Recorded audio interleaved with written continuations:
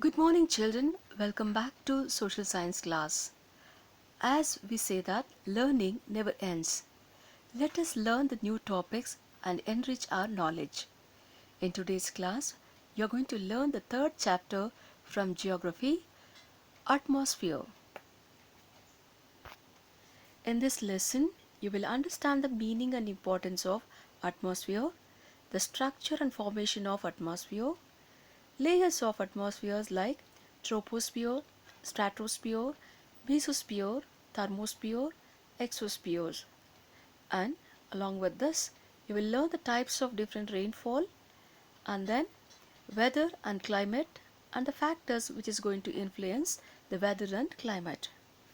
Let us start with atmosphere. Atmosphere. The earth is with its spherical shape is divided into three domains: lithosphere, atmosphere and hydrosphere. The lithosphere exists in solid state, the atmosphere in gaseous states and the hydrosphere in liquid state. The blanket of air surrounding on the earth is known as atmosphere. The thickness of the atmosphere is around 1000 kilometers. It is very important for all forms of life on the earth. Different gases of atmosphere help plants, animals and human beings. Atmosphere traps the heat and makes earth a planet for all the living organisms.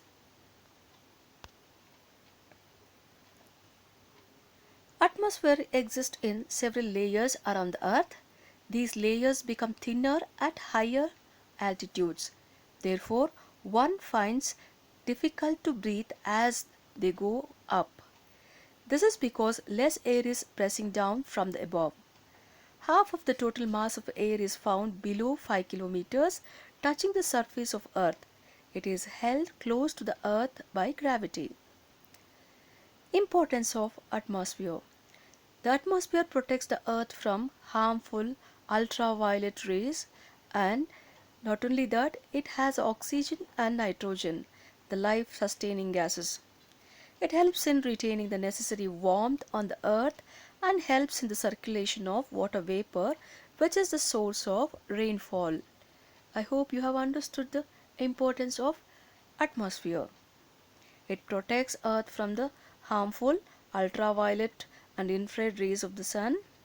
It has oxygen and nitrogen, the life sustaining gases, and not only that, it helps in retaining the necessary warmth on the earth and helps in the circulation of water vapor, which is the main source of rainfall.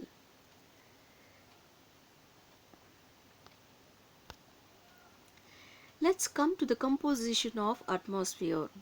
How it is made. The atmosphere is a mixture of many gases and tiny solid particles.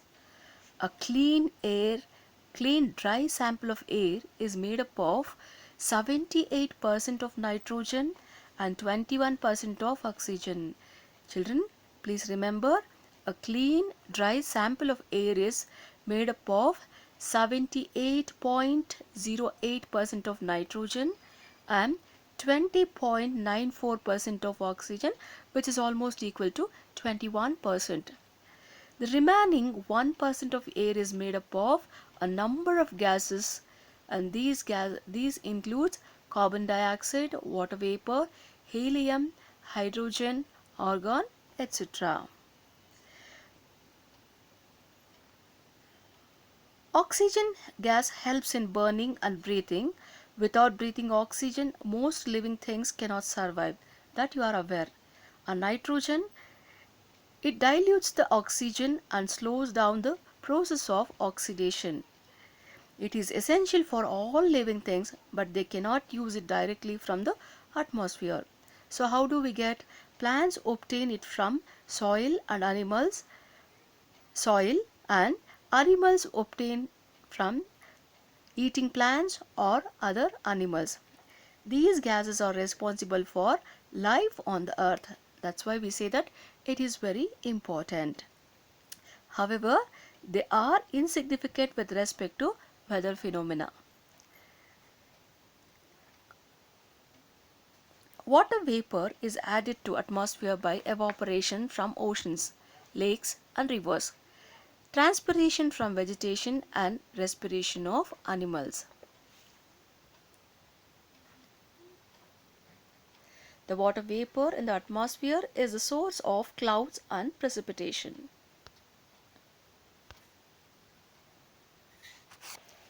Now, let us learn the functions of atmosphere. What are the functions of atmosphere? What it will do? Air has weight and exerts pressure. Being pressed down, it always remains in contact with the land and water because of atmosphere. Not only that, due to their physical contact, exchange of gases between air, land and water takes place in a continuous basis in atmosphere. Soil absorbs oxygen and nitrogen due to this contact. Water vapors in air rise from oceans on account of evaporation. Carbon dioxide in air helps in absorption of heat and keeps the earth warm at night. Because of its composition, the atmosphere is the most dynamic entity. Large masses of air are being moved up and down and across the surface of the earth. The energy of the sun is responsible for keeping the atmosphere in a dynamic state. So these are the functions of atmosphere. So all the life is possible just because of the atmosphere. What all the changes takes place in atmosphere. I hope you have understood the functions or importance of atmosphere. Let us move to the next one. This atmosphere has different layers. What are those? The atmosphere is divided into 5 important layers on the basis of its characteristic features. They are the troposphere, stratosphere, mesosphere, thermosphere and exosphere. Once again I'll repeat you. The atmosphere is divided into 5 important layers and they are troposphere, stratosphere, mesosphere, thermosphere and exosphere. Let us learn all this in detail.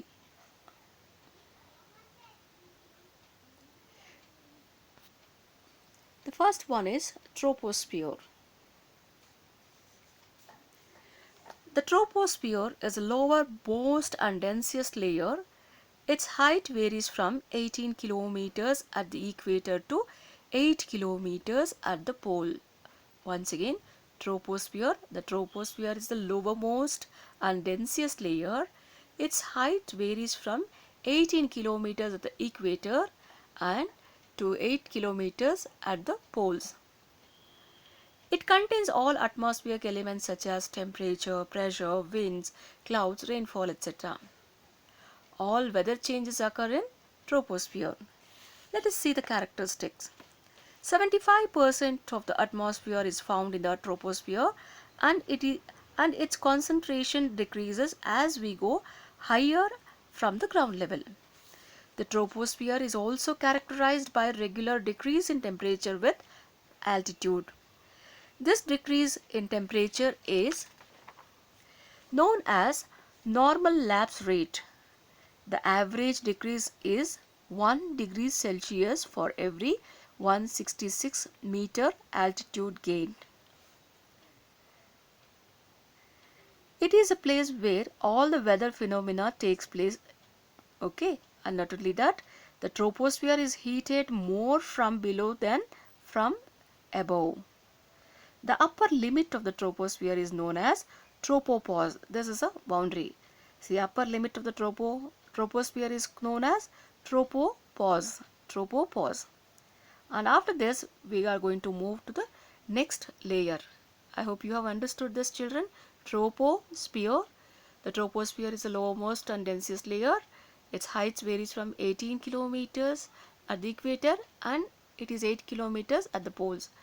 And it contains atmospheric elements such as temperature, pressure, winds, clouds, rainfall, etc. And all weather changes occur in this layer.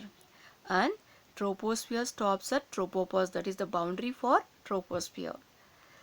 Let us move to the next layer. After this, we are going to get stratosphere. Stratosphere is the next layer. This layer lies above the tropopause and it extends up to height of 50 kilometers from sea level. What are the characteristics of troposphere, stratosphere? Let us say the air is thin, cold and dry. The temperature is about minus 55 degree Celsius. The ozone layer, very important. You know that what is the importance of ozone layer? Ozone layer protects Earth from the direct sun rays. The two ultraviolet rays of sun is secured because of the ozone layer. The ozone layer lies within this stratosphere. Ozone is generally found between the altitudes of 20 and 50 kilometers. Ozone absorbs the ultraviolet solar radiation coming from the above. The insulation received from the sun is equal to that lost by it. That is why the temperature of the layer is constant. In the higher levels, however, temperature increases with height. The lower layer of stratosphere has a virtual absence of water vapor and has constant temperature conditions. Therefore, it is ideal for flying jet aircrafts. Remember this fact, children. The lower layer of stratosphere has virtual absence of water vapor and has constant temperature conditions. That is the reason why jets and aircrafts can fly in this area. Understood? I hope you have understood, right? It provides ideal flying conditions for jet aircrafts. Temperature rises from minus 60 degrees Celsius at the base of the stratosphere to 0 degree Celsius at stratopause. That is the boundary. Stratopause is the boundary for stratosphere. The upper limit of stratosphere is known as stratopause. And after this, we are going to know about mesosphere. Before going to that, once again I'll repeat, stratosphere is the second layer of the atmosphere. It extends up to 50 kilometers from the surface, and not only that, it is between troposphere and mesosphere. In this layer we have ozone, which is very important, which is going to absorb ultraviolet rays of the sun and protect all forms of life on the earth. And this layer is free from clouds and other important weather phenomena. That's why it provides ideal flying conditions for jet aircrafts. So after this, let us move to the next one, that is mesosphere. Before going to mesosphere, ozone layer. So why it is important? Already I just spoke that the stratospheric ozone layer completely stops the UV rays of sun, and not only that, the ozone layer protects life on the earth from harmful effects of solar radiation. Next is mesosphere. Mesosphere is the third layer in the atmosphere. Mesosphere is the third layer. It extends up to 80 kilometers from the surface. What are the characteristics of mesosphere? The temperature in this layer decreases with height and reaches a minimum of minus 110 degrees Celsius at the altitude of about 80 kilometers near the mesopause, the upper limit of this area. Due to reflected sunlight from meteoric dust particles, there are wispy clouds found in this layer. We don't find much different characteristics with mesosphere. See, as I said that it is a third layer in the atmosphere. It extends up to 80 kilometers from the surface. In this layer, temperature decreases with the increase in altitude, and it has the coldest temperature in the atmosphere. Which is the coldest atmosphere layer mass? That is nothing but mesosphere. Mesosphere is the coldest temperature layer in the atmosphere. And after this, let us come to thermosphere. The name itself will say that it is a heat zone. It extends up to a height of about 400 kilometers. Thermosphere extends up to 400 kilometers, and characteristics are the temperature rises drastically and it also called ionosphere. The ions found in this layer help in reflecting radio waves. Ionosphere contains electrically charged particles called ions, and ions reflect radio waves back to the Earth's surface. This enables us to have wireless communication.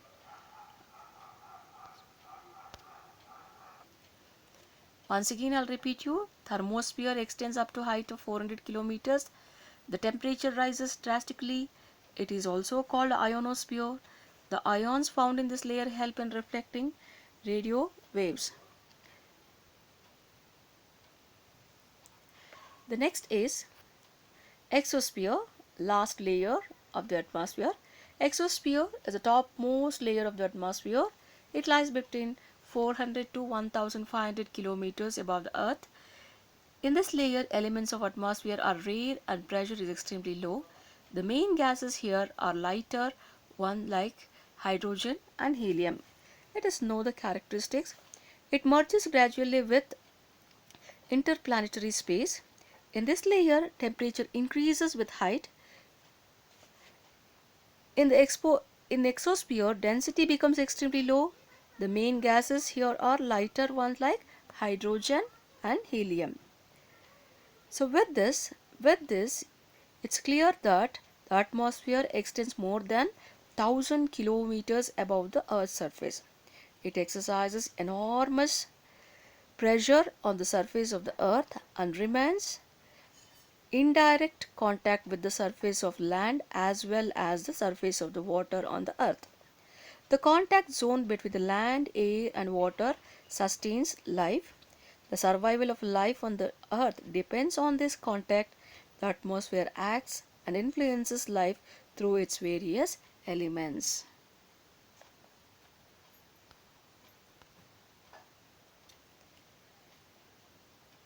Children, now you have understood what are the different layers of atmosphere and what is the role played by different layers and how much importance, how it is important for our life.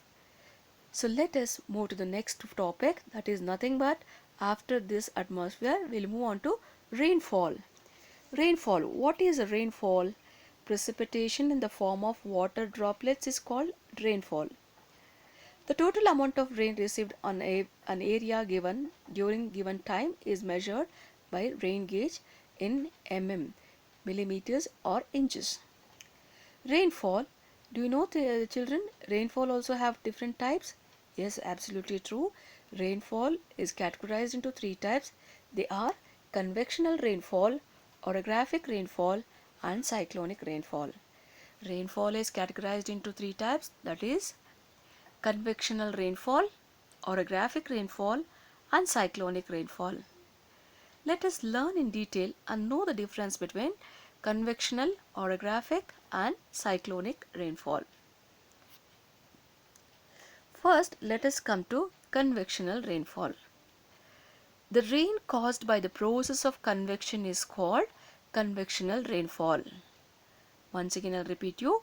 The rain caused by the process of convection is called convectional rainfall. You keep observing the picture which is given in the left side. See, the high temperature leads to the rapid heating of air. Such heated air rises in convectional currents, leading to develop of clouds at about 10 kilometers height. Ascending currents of hot and humid air causes condensation of the clouds, resulting in heavy rainfall. This type of rainfall is called convectional rainfall, and most probably this type of rainfall occurs in the afternoon at about 4 o'clock, and it is also known as afternoon rainfall or 4 o'clock shower. Shall I repeat once again, children? The high pressure on the earth, the high temperature on the earth leads to the rapid heating of air. Such heated air rises in the convectional currents, leading to develop of clouds at about 10 kilometers height. Ascending currents of hot and humid hot and humid air causes condensation of clouds resulting in heavy rainfall. This type of rainfall is called convectional rainfall and it occurs in the afternoon. That is why it is called afternoon rainfall or 4 o'clock shower. The one more characteristics of convectional rainfall is it always accompanies with lightning and thunder. Okay, this is a common factor, lightning and thunder. Convectional rainfall occurs daily in equatorial region.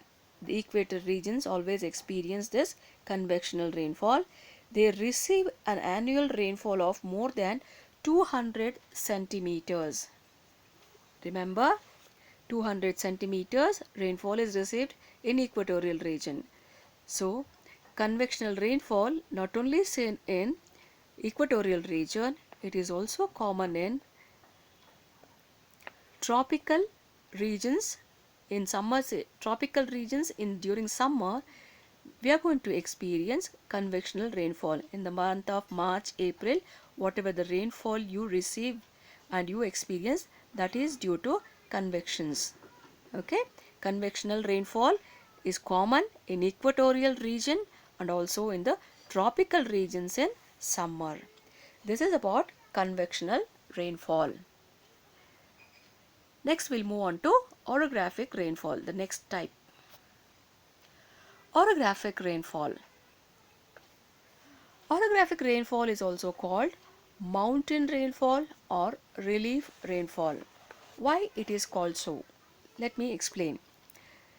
It occurs from the cooling of warm, moist air which ascends above the mountain barrier lying in the direction of prevailing winds.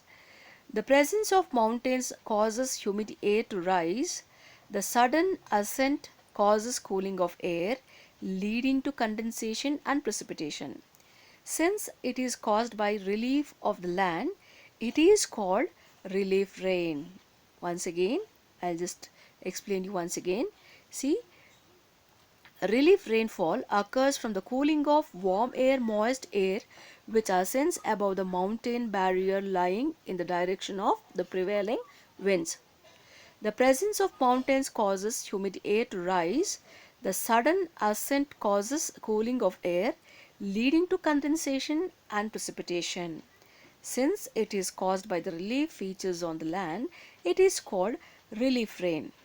On descending the leeward slope, the decrease in altitude increases both the pressure and the temperature, leading the air to get compressed and warm. Consequently, the relative humidity drops and there is evaporation and little no precipitation in the rain shadow area. In the figure, in the picture, you can see that the clouds which passes near the mountain get obstructed with the mountain and it becomes heavy and it rains there itself. So maximum rain will be dropped in the one side and other side it becomes little bit less. That's why it is called, the one side is called as windward area where you get a heavy rainfall. In the leeward side of the mountain they will get very less rainfall. It is called rain shadow region, otherwise rain shadow area. So mountain has two slopes, that is windward slope and then leeward side, and windward side will get heavy rainfall and leeward side gets obviously scanty rainfall. So let us know which places experience this kind of rainfall. See that the monsoon winds while ascending in the western Ghats cause heavy rainfall on the windward side. In the northeast becomes leeward side, and not only that, the Himalayan barriers makes the winds to shed their moisture on the windward side on the slopes of facing south. Similarly, other regions receive orographic rainfall include eastern Brazil, East China, southeastern United States, etc. Orographic rainfall is especially heavy in the hot and humid areas bounded by tropical oceans. In all these regions, there are regions of heavy rainfall which is going to receive rainfall of 200 centimeters and above, and moderate rainfall like 100 to 200 centimeters, and very low rainfall like less than 25 centimeters. When you come to Karnataka, Mangalore is the windward side and Hassan is in the leeward side, otherwise rain shadow region. Is it clear, children? Orographic rainfall is also called orographic rainfall, or it is known as relief rainfall or mountain rainfall. In simple way, we can say that when a moisture laden air is obstructed by a mountain, the air is forced to rise up. As it rises upwards, it cools and gets saturated. Further cooling of this air causes condensation, resulting in orographic rainfall. The windward side of mountain receives more rainfall and the leeward side receives less rainfall. The leeward side is called rain shadow area. After this, let us come back to the third type of rainfall, that is cyclonic rainfall. Cyclonic rainfall or frontal rainfall. Cyclonic rainfall is also called frontal rainfall.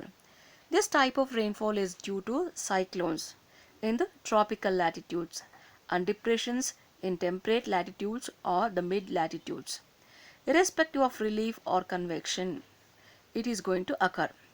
It is caused by convergence of meeting of two different air masses with different temperatures and other physical properties. What is the meaning of convergence? Means meeting. So it is caused, once again I'll repeat you, it is caused by convergence or a meeting of two different air masses with different temperatures and other physical properties. When warm and cold air masses confront each other, the warmer air generally climbs above the colder, because the warmer will be lighter, colder air will be heavier.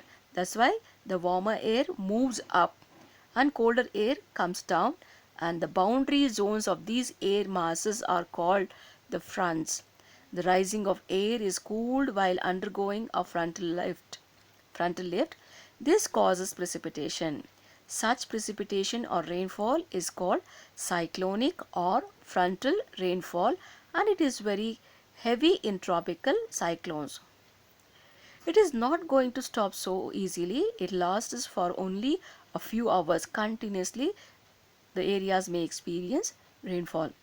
In temperate depressions such as those of Western Europe, the rainfall is much lighter, though it lasts for several days. There it falls in the form of continuous drizzle. This is about cyclonic rainfall. Let me explain once again cyclonic rainfall. Cyclonic rainfall causes when the the air blows spirally inwards. In tropical cyclones, the air rises upwards in circular movement. So condensation takes place to cause heavy rainfall. The temperate cyclonic rain is also called frontal rain.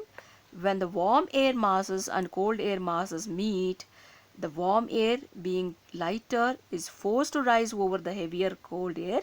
The warm air after rising cools and condenses, resulting in the rainfall. This is about cyclonic rainfall. After learning the three types of rainfall, let us know how it is got distributed. The distribution of rainfall depends on location and the climate condition of a region. It is not equally distributed. Always we see that it is purely depends on relief features and climatic regions. And when it comes to India, Mawsynram of Meghalaya in India has recorded 1140 centimeters of rainfall per year, and that is the wettest place on the earth.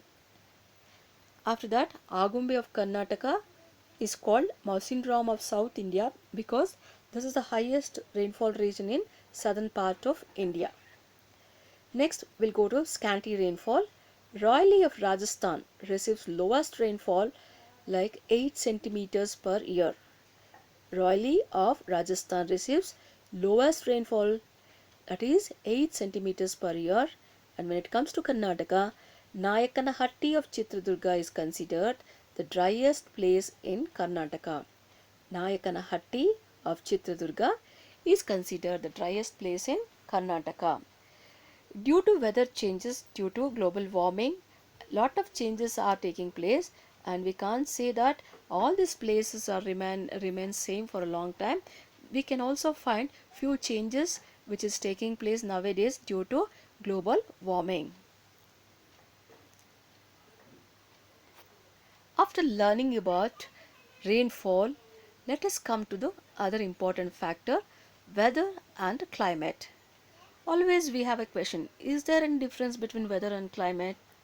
Absolutely yes, there is lot of difference between weather and climate. Let us come to weather and climate. The atmospheric conditions of a smaller area at a particular time is called weather. For example, cloudy, sunny, fine weather, etc. And you might have observed weather can be given only for 48 hours. Whatever the changes you observe within 48 hours, it comes under weather. Weather keeps changing. What are those? It may be cloudy, sunny, fine weather, like that. It keeps changing. That is weather. Climate. What is climate? The average weather condition of an area for a long period. It may be 20 to 40 years. It may be 20 to 40 years. They'll study, and whatever the weather condition remains for 20 to 40 years, it is called climate. Once again, I'll just clarify you. Atmospheric condition of a place at a given time is called weather, and the average the average weather condition of an area for a long period is called climate. Weather condition of a place is influenced by various elements. What are those? See, weather conditions are get influenced out of temperature, pressure, wind, humidity, clouds, rainfall.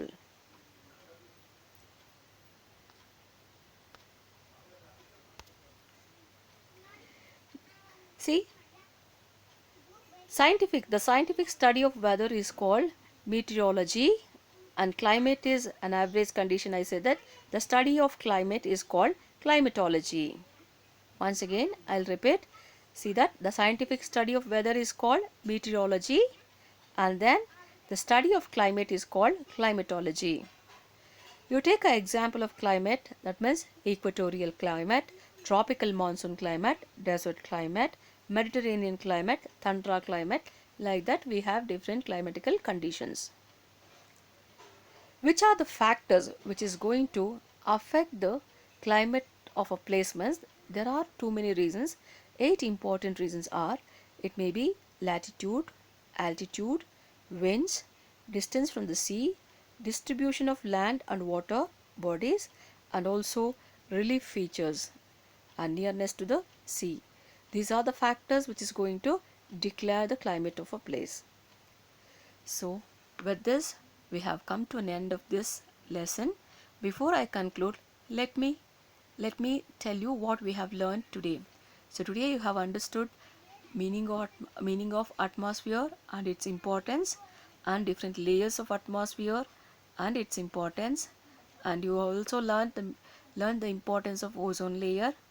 Along with that, you have learned the different types of rainfall, like convectional, orographic and cyclonic rainfall. And after that, you have understood the meaning and difference between weather and climate. So with this, let me conclude this lesson. If you have any queries or clarifications, please put your questions in the WhatsApp group. And after that, let me remind you, there is an evaluation part for you. You have to write answers for these questions. What is atmosphere? Name the important layers of atmosphere. What is the importance of ozone layer? And distinguish between weather and climate. Which layer is called ionosphere and why? Name the layer which has coldest temperature in the atmosphere. And don't forget to complete the assignment, children. Explain the convectional and orographic rainfall with a neat diagram. So this is your assignment. Explain the convectional and orographic rainfall with a neat diagram. The diagrams are already given. I have given in the slides. Please copy down the same diagram and write the explanation what is given in the slide. So you have to complete this assignment. So Let me end the session here itself. I hope you have understood and you have enjoyed the lesson. Let me meet in the next class. Till that, take care, children. Be safe. Thank you.